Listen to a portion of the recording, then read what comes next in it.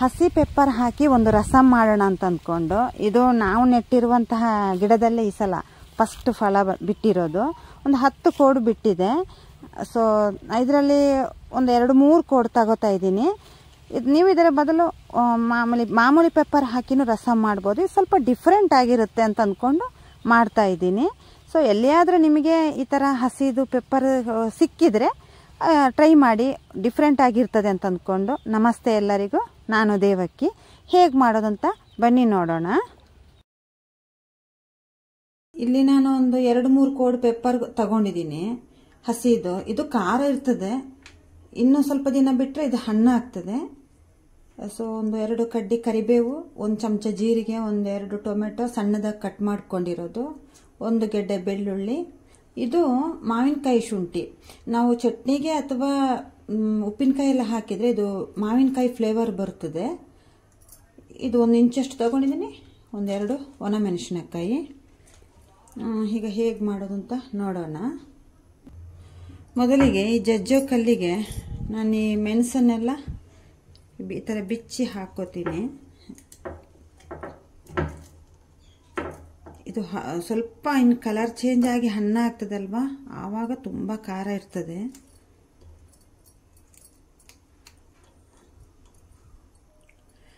ಚಳಿಗಾಲ ಆರಂಭ ಆಗಿದೆ ನೋಡಿ. ಈಗ ಎಲ್ರಿಗೂ ಒಂದು ರೌಂಡು ಕೋಲ್ಡು ಕಾಫು ಎಲ್ಲ ಆಗ್ತದೆ. ಇಬ್ಬನಿ ಬೇರೆ ಬೀಳ್ತಾ ಇರ್ತದಲ್ವಾ.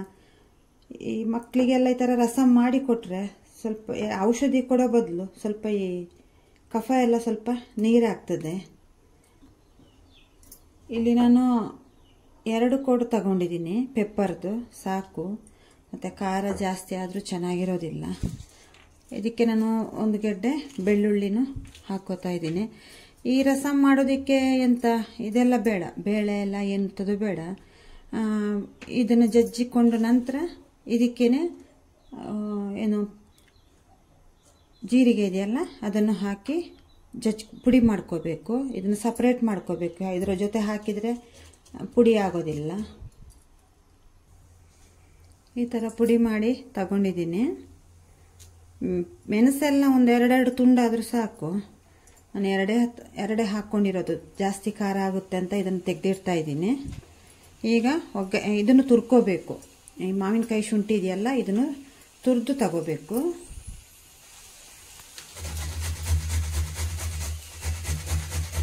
ಇದು ಖಾರ ಏನು ಇರೋದಿಲ್ಲ. ಮಾವಿನ ಹಣ್ಣುಕಾಯಿ ಯಾವ ಥರ ಫ್ಲೇವರ್ ಇರ್ತದೆ ಆ ಥರನೇ ಇರ್ತದೆ. ಚಟ್ನಿ ಉಪ್ಪಿನಕಾಯಿ ಎಲ್ಲದಕ್ಕೂ ಚೆನ್ನಾಗಿದೆ. ಇದು ನಮ್ಮ ಮನೆಯಲ್ಲಿ ಆಗಿರೋದು, ತುಂಬ ಆಗಿದೆ. ನಾನು ಇದರಲ್ಲಿ ಇನ್ನೊಂದು ರೆಸಿಪಿ ಮಾಡ್ತೀನಿ ಉಪ್ಪಿನಕಾಯಿ. ಈಗ ಇದನ್ನು ತುರಿದು ಇಟ್ಕೊಂಡಿದ್ದೀನಿ. ಈಗ ಒಗ್ಗರಣೆಗೆ ರೆಡಿ ಮಾಡಿಕೊಳ್ಳೋಣ. ನಾನು ಆಲ್ರೆಡಿ ಸ್ಟವ್ ಹಚ್ಚಿದ್ದೀನಿ. ಅಡಿಗೆಗೆ ಆದಷ್ಟು ಗಾಣದ ಎಣ್ಣೆಯನ್ನೇ ಉಪಯೋಗಿಸಿ. ಇದು ತೆಂಗಿನ ಎಣ್ಣೆ. ಚಳಿಗೆ ನೋಡಿ ಯಾವ ಥರ ಗಟ್ಟಿಯಾಗುತ್ತೆ ಅಂತ ಅಂದ್ಕೊಂಡು 1 ಚಮಚ ಎಣ್ಣೆ ತಗೊಂಡಿದ್ದೀನಿ. ಎಣ್ಣೆ ಕಾದಿದೆ. ನಾನು ಇದಕ್ಕೆ ಒಂದು ಅರ್ಧ ಚಮಚದಷ್ಟು ಸಾಸಿವೆ ಹಾಕ್ಕೋತಾ ಇದ್ದೀನಿ. ಹಾಗೆ ನಾನು ಜಜ್ಜಿ ಪುಡಿ ಮಾಡಿ ಇಟ್ಕೊಂಡಿರುವಂತಹ ಬೆಳ್ಳುಳ್ಳಿ, ಮೆಣಸು ಮತ್ತು ಜೀರಿಗೆ ಇದನ್ನು ಹಾಕ್ಕೋತಾ ಇದ್ದೀನಿ.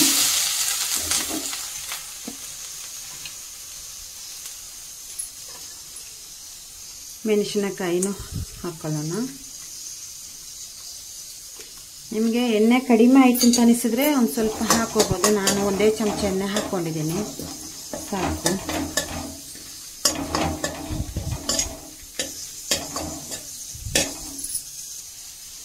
ಈಗ 1-2 ಕಡ್ಡಿ ಕರಿಬೇವನ್ನ ಹಾಕ್ಕೊಂಡಿದ್ದೀನಿ. ಇದೇನು ಡೀಪಾಗಿ ಫ್ರೈ ಆಗಬೇಕು ಅಂತ ಏನಿಲ್ಲ, ಹಸಿ ವಾಸನೆ ಹೋದರೆ ಸಾಕು. ಅದಕ್ಕೇ ಒಂದು ಅರ್ಧ ಚಮಚದಷ್ಟು ಅರಿಶಿನೂ ಹಾಕ್ತಾ ಇದ್ದೀನಿ.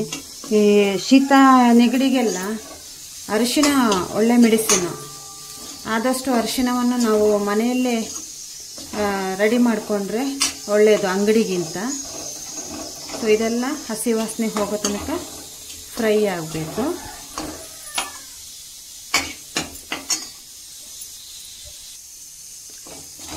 ಇದಿಷ್ಟು ಫ್ರೈ ಆಗ್ತಾ ಇದ್ದ ಹಾಗೆ ನಾನು 2 ಟೊಮೆಟೊ ಸಣ್ಣದಾಗಿ ಕಟ್ ಮಾಡ್ಕೊಂಡಿದ್ದೀನಲ್ಲ ಅದನ್ನು ಹಾಕ್ತೀನಿ. ಟೊಮೆಟೊ ಹಾಕಿದ ನಂತರ ಒಂದು ಅರ್ಧ ಚಮಚ ಉಪ್ಪು ಹಾಕಿದರೆ ಟೊಮೆಟೊ ಬೇಗ ಬಾಡ್ಕೊಳ್ಳುತ್ತೆ. ಈ ಥರ ರಸಮ್ ಮಾಡೋದು ತುಂಬ ಈಸಿ. ಈ ಪೆಪ್ಪರ್ನ ಹಸಿ ಪೆಪ್ಪರ್ನೇ ಉಪಯೋಗಿಸಿ ಕಷಾಯ ಎಲ್ಲ ಮಾಡಿ ಕೊಡ್ಬೋದು. ಕಫಕ್ಕೆಲ್ಲ ಒಳ್ಳೆಯದು. ಜೇನುತುಪ್ಪದ ಜೊತೆ ಎಲ್ಲ ಕಷಾಯ ಮಾಡಿ ಕೊಟ್ಟರೆ ತುಂಬ. ಶೀತಕಾಲದಲ್ಲಂತೂ ಮಕ್ಕಳಿಗೆ ಬೇಗ ಕೆಮ್ಮು ಕಫ ಹೋಗೋದೇ ಇಲ್ಲ. ಅಂಥ ಸಮಯದಲ್ಲಿ ಈ ಪೆಪ್ಪರಿಗೆ ಜೇನು ಬೆರೆಸಿ ಅಥವಾ ಬೆಲ್ಲ ಇದ್ರ ಜೊತೆಲ್ಲ ಕೊಟ್ಟರೆ ಕಫ ಬೇಗ ನೀರಾಗ್ತದೆ. ಕಲ್ಸಕ್ಕರೆ ಜೊತೆ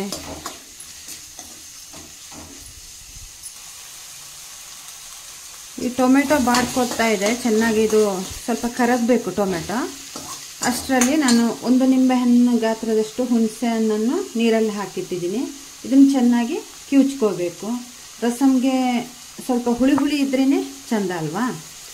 ಹಾಗಾಗಿ ಟೊಮೆಟೊದಲ್ಲಿ ಅಷ್ಟೇನು ಹುಳಿ ಬರೋದಿಲ್ಲ. ಹಾಕಿರೋದು ನಾನು ಸಣ್ಣ ಸಣ್ಣ ಟೊಮೆಟೊ 2.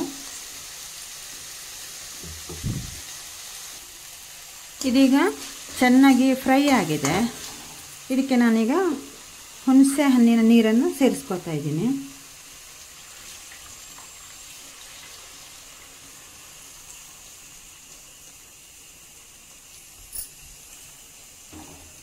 ಇದರಲ್ಲಿ ಸ್ವಲ್ಪ ಕುದೀತಾ ಇದ್ದಾಗೆ ಇದು ನೀರು ಹಾಕಬೇಕು. ಸ್ವಲ್ಪ ಇದು ನೀರು ಆಗಿದ್ರೆ ಕುಡಿಯೋದಕ್ಕೆಲ್ಲ ಚೆನ್ನಾಗಿರ್ತದೆ. ಇನ್ನು ಸ್ವಲ್ಪ ನೀರು ಹಾಕ್ತೀನಿ ಇದಕ್ಕೆ.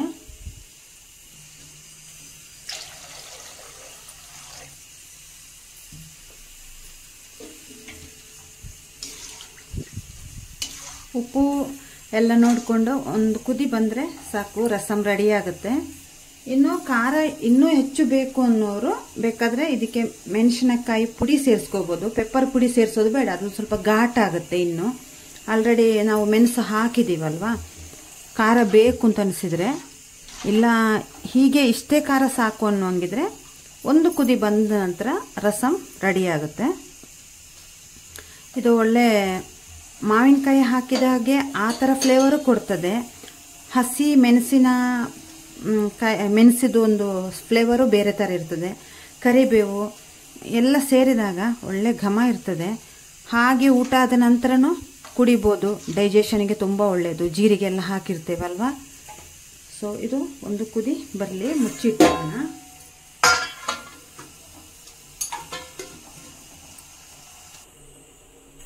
ಈಗ ರಸಮ್ ರೆಡಿಯಾಗಿದೆ. ಒಳ್ಳೆ ಪರಿಮಳನೂ ಬರ್ತದೆ.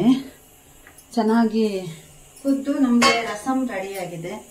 ಸೊ ಸ್ಟವ್ ಆಫ್ ಮಾಡ್ತಾ ಇದ್ದೀನಿ. ನಮಗೆ ಈ ಚಳಿಗಾಲದಲ್ಲಿ ಎಂಥದೇ ಸಾಂಬಾರಿದ್ರು ಏನೇ ಇದ್ರೂ ಈ ಥರದೊಂದು ರಸಮ್ ಇದ್ರೆ ಅಂತೂ ಊಟ ಆದ ನಂತರ ನಮಗೆ ಒಳ್ಳೆ ಏನು ಬಿಸಿ ಬಿಸಿಯಾಗಿ ಕುಡಿತಾ ಇದ್ರೆ ಆರಾಮ ಅನಿಸ್ತದೆ. ನೆಗಡಿ ಶೀತ ಎಲ್ಲ ಇದ್ದಾಗ. ಇಲ್ಲ ಅಂದ್ರೂ ನಮಗೆ ಡೈಜೆಷನ್ಗೆ ತುಂಬಾ ಒಳ್ಳೇದು ಈ ತರ ರಸಮ್. ಚಳಿಗಾಲಕ್ಕೆ ಒಂದು ಬಿಸಿ ಬಿಸಿ ರಸಮ್ ದಿಢೀರ್ ಮಾಡುವಂಥದ್ದು ರೆಡಿಯಾಗಿದೆ. ನೀವು ಇದನ್ನು ಟ್ರೈ ಮಾಡಿ ನೋಡಿ, ತುಂಬ ರುಚಿಯಾಗಿರ್ತದೆ. ಎಲ್ಲಿಯಾದರೂ ಹಸಿ ಪೆಪ್ಪರ್ ಸಿಕ್ಕಿದ್ರೆ ಸೊ ಮೇಲ್ಗಡೆ ಒಂದಿಷ್ಟು ಕೊತ್ತಂಬರಿ ಸೊಪ್ಪು ಹಾಕಿದರೆ ತುಂಬ ಚೆನ್ನಾಗಿದೆ ರಸಮ್. ಸೊ ನಿಮಗೆ ಇಷ್ಟ ಆಗಿದ್ದಲ್ಲಿ ಒಂದು ಲೈಕ್ ಮಾಡಿ, ಕಮೆಂಟ್ ಮಾಡಿ, ಶೇರ್ ಮಾಡಿ, ಸಬ್ಸ್ಕ್ರೈಬ್ ಮಾಡ್ಕೊಂಡಿಲ್ಲ ಅಂದರೆ ಸಬ್ಸ್ಕ್ರೈಬ್ ಮಾಡ್ಕೊಳ್ಳಿ. ಎಲ್ಲರಿಗೂ ಥ್ಯಾಂಕ್ ಯು.